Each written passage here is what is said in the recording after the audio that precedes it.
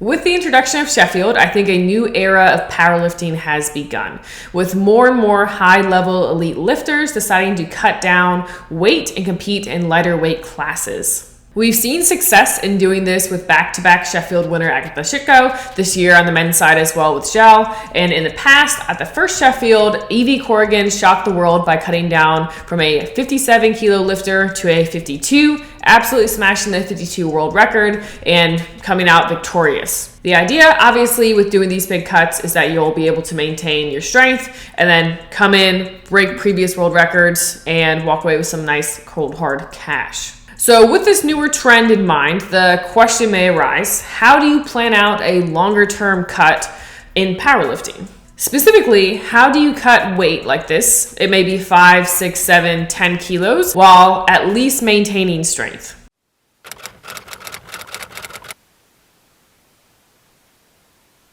What's up guys, my name is Natalie Richards, and if you are new here, welcome. And if you've been here before, welcome back. If you don't know me, I am a 57,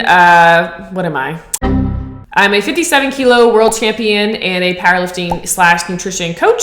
And today I want to talk about how to plan out a long-term cut in powerlifting. Recently, I just completed my largest and longest bodyweight cut ever. If you aren't aware, I had to withdraw from last year's Worlds due to a back injury. So I had the impromptu opportunity of having a really long off season, which meant I had the chance to bulk, add some muscle mass, and then take my time cutting down to compete at this year's nationals in the hopes of making the Worlds team again. I started my cut last year, I think around August. I started getting more loosely tracking and starting towards the cut. I started my cut at 65.5 kilos.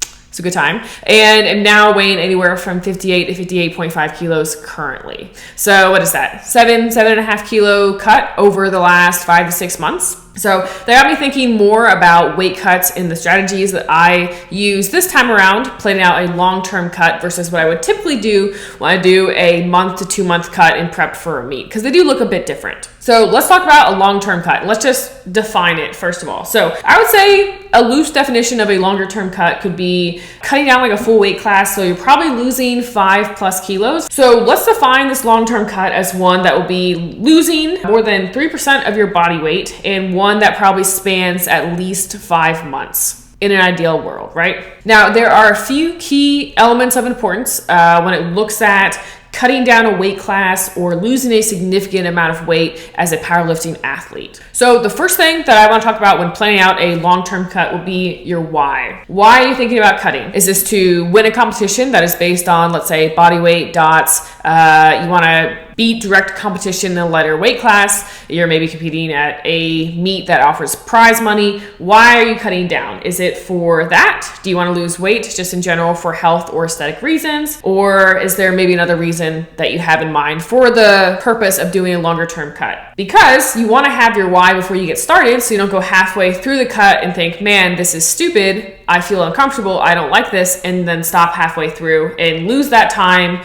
and then kind of have to refigure what you want to do nutrition wise. So always have a clear kind of vision in your why before starting a longer term or more challenging cut that would be, 5+ kilos, or again, more than 3% of your current body weight.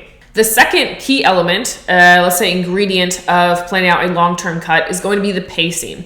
I would argue pacing your cut is probably the most important or second most important thing when doing a successful cut, because dieting is not forever and dieting can be done in a variety of different ways. So pacing out how you're going to do your cut will help you maintain your strength. So when you do get to meet day or your body weight goals, you are doing so in a way to maintain your lean muscle mass and feel hopefully good at the end of it. So how long do you have until your end goal? What's the time frame we're working with here? So how long do you have until you need to be at what end goal? Step 1, having an end goal will make sure that you can be timely, so you have some accountability throughout this long process. If you say, hey, I have 8 months to lose this weight, man, I have so much time, I'm gonna start cutting 2 months out. Like, you actually get serious a little bit too late and you have to do a harder cut 2 months versus being able to pace yourself well. You want to be timely, you want to figure out how long you actually need to diet, have regular kind of built-in maintenance or refeeds throughout this long process, and then ultimately hold on to strength while doing so. Anyone could lose 10 pounds in a week, I would argue. Mostly anyone. Take it with a grain of salt. I'm not a physician, but if you cut out all carbs, if you drank a liquid diet, you could probably lose 10 pounds in like 3 days. All right. Now, if you did so, you would feel like absolute garbage. So by cutting out carbs, let's say going keto, you're going to lose 10 pounds in water weight very quickly. If you're a powerlifting athlete, you might not want to do that. So cutting your calories by 50% and stopping eating any sort of carbs is just not an ideal scenario or a realistic one if you want to have any sort of good meet day performance, or if you even want to do these like nice aesthetic goals. You need to make sure that you're holding on to lean muscle mass, and doing these things really quickly is just not a great way to do so. So when you're doing a significant cut, it's not how fast can you lose the weight, but how efficiently can you lose it. So let's look at maybe an example of pacing. So let's say you have 6 months until your next competition. You have a good bit of time to chill, whatever the timeline may be, you have 6 months. Your plan is to cut from 83 to 74 kilos, and your starting weight, let's say for simplicity, is 83 kilos. So you're going to have 9 kilos in total to go, right? To lose. But you know from previous cuts, meet week, you can probably lose 2 kilos from a water or a gut cut. So really, you only need to diet, let's say 6.5 to 7 kilos. So the goal, 7 kilos in 6 months.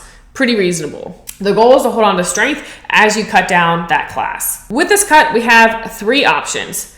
Option 1, lose the weight as fast as possible with no diet breaks, no refeeds or maintenance, and the goal is to sit at 76 kilos for as long as possible to get used to the lighter weight feeling in training and really not have to worry about feeling different on meet day. It is a very aggressive pace for a cut. Would be like losing half to a kilo a week. So let's say it takes you 14 weeks or a little over 3 months to lose the weight. So you're now sitting at 76 kilos with 3 months to go until meet day. Strength will take a hit during this because you're losing a rapid amount of weight, especially on a lift like bench press that's more vulnerable to body weight changes. Mentally, you probably will be feeling a bit rough. I would be. You probably won't want to be wasting calories on, sweeter things or social events. So you might be less social during this aggressive cut time. On the bright side is you can sit in maintenance for another like 2 to 3 months before competing. So you are used to that lighter body weight. So that's option 1. Option 2. A long but slow and constant kind of cut. So this is a pretty straightforward cut where you would start in maintenance and then you just lower your calories, let's say 200 to 300 to start your diet phase, and just continue slowly knocking down those calories every time your body weight kind of stalls out. So you continuously come down, and you have certain milestones where you kind of want to be at, each and every month. So you come down, you increase cardio, you're staying pretty consistent until you hit 76 kilos. Pacing wise, we're focusing on those small milestones, like being at least, 78 kilos 3 months out. And then the last 2 months, you're probably at 76 kilos. So it's very constant, and you're just lowering calories kind of as you go the next 6 months. The benefit is that you will hold on to more strength in option 1. Your friends will probably also like you a little bit better. You're not losing weight as fast, so you have less likely of a chance of losing, muscle mass, and you're more so is probably losing, your fat mass. The downside is it could be, again, kind of more mentally taxing because you've been feeling like you've been dieting forever, aka half a year, 6 months. It's a good bit of time. Now, option 3, do a slower but intentional cut with built-in maintenance and refeeds to break up the dieting and weight loss phases. So hypothetically, this could be structured with mini weight loss goals. So you would do a diet phase for, let's say, 5 weeks, 4 weeks of maintenance with a goal of losing, 2 kilos over those 5 weeks, and then maintaining that body weight for the next 4. So you're going through periods of decreasing calories, slightly bumping them up, decreasing calories, slightly bumping them up, decreasing calories. You see where I'm going, right? So you're dieting with intent over 6 months, but there are built-in phases. So it's almost a combination of having a time and a place to lock in and a time and a place to kind of relax. The benefit is similar to option 2, in which you will hold on to your strength a heck of a lot better than option 1. Your weight loss phases are smaller and briefer.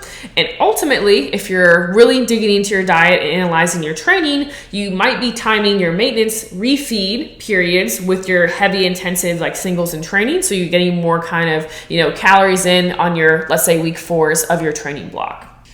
Personally, shocker, not think this is the best option. The biggest downside is that you will feel like you're in a caloric deficit for those like diet phases, and there will be times when you have to say no to social events or to drinks or to, you know, just going out and not tracking food. You have to have a balance of when it's, you know, expected for you to say no to those fun things when you know that you have either a break coming up shortly, or you go back to step one, remembering your why, and that down the road, this will be worth it, and you'll have a time to really, you know, have fun after you compete or hit the milestone that you want to focus on. So those are the three options to kind of think about the pacing of your cut. Now, this brings me to another element, our next element, which is also quite important, is what are you eating during your cut?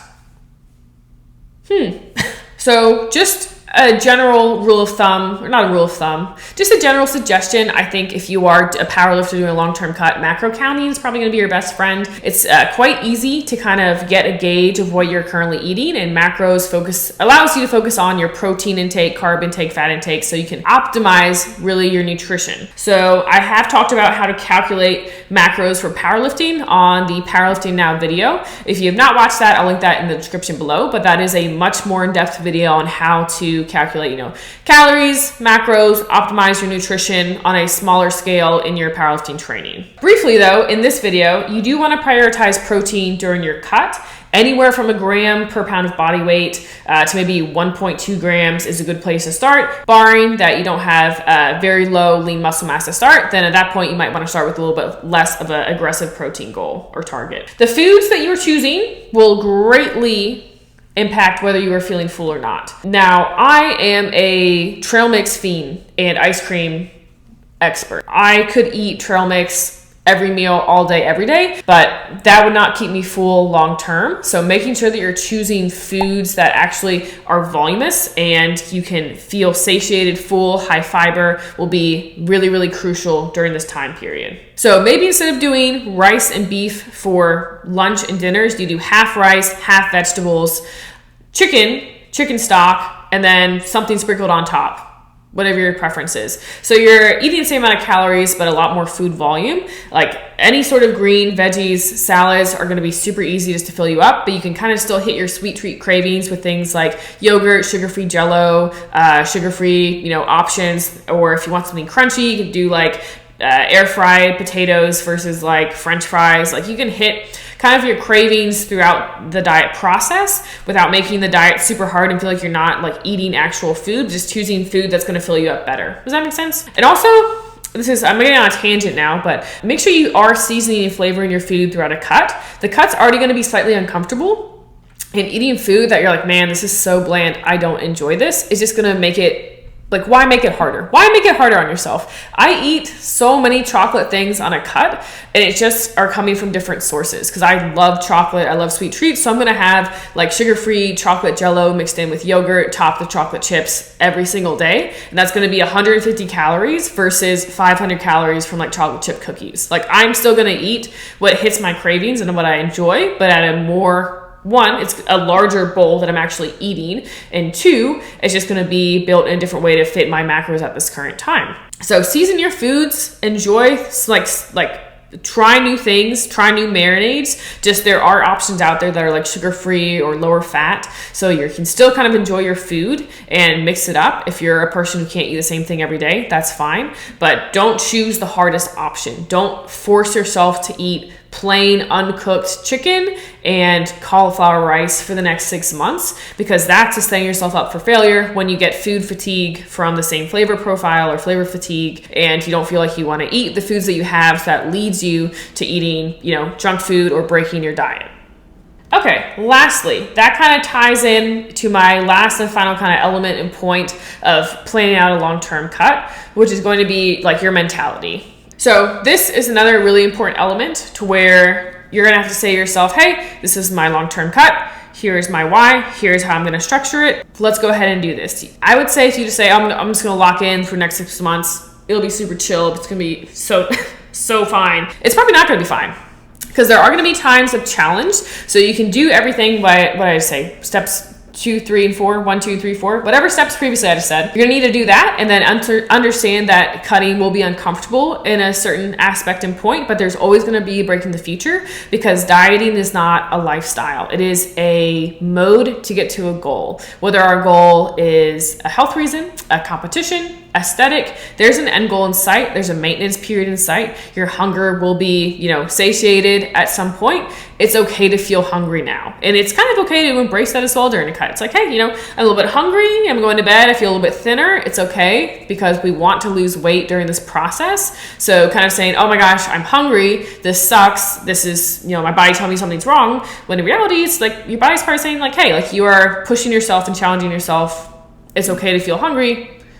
Let's embrace it. We have an end goal in the next 3 weeks. We've got to push till then. Now, if you do overeat or go off the rails, have a bad day, have some emotional eating, whatever might happen, because life is not perfect and external stressors do occur, or maybe your meal prep gets eaten by your dog. I don't know. Things happen. If there's a day that doesn't go well and you overeat, the best thing to do is nothing. I would not overreact and severely undereat. The next day, I would just eat your planned macros and go forwards, because one day, long term, especially looking at 6 months, does not matter.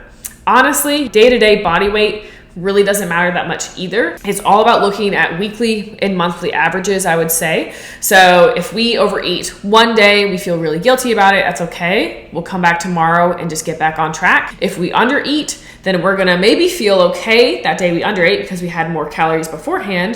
But then what happens the next day? We're starving because we ate like 1,000 calories the day prior, because we were trying to overcorrect from our overeating the day before. So now we're going in this cycle with our hunger levels and our calories, which isn't building consistency. And you're probably not going to feel great on the training days when you're under eating severely or you're overly bloated from the day before. We want a nice kind of consistent line with our hunger levels and with our macros as a whole. So if you overeat one day and it's a blip, I'd much rather it be a blip like that than this up and down. I've already talked about this, but I just want to touch on it again. Filling foods will help mentally for sure, but just being able to eat large quantities and volumes of food, low carb rice, low carb pastas, and really any volume food that you enjoy, go for it. You'll feel so much more full than if you ate like 30 Reese's. Have I done that this last cut? Yes. I think I woke up and ate 30 Reese's by like 8 a.m.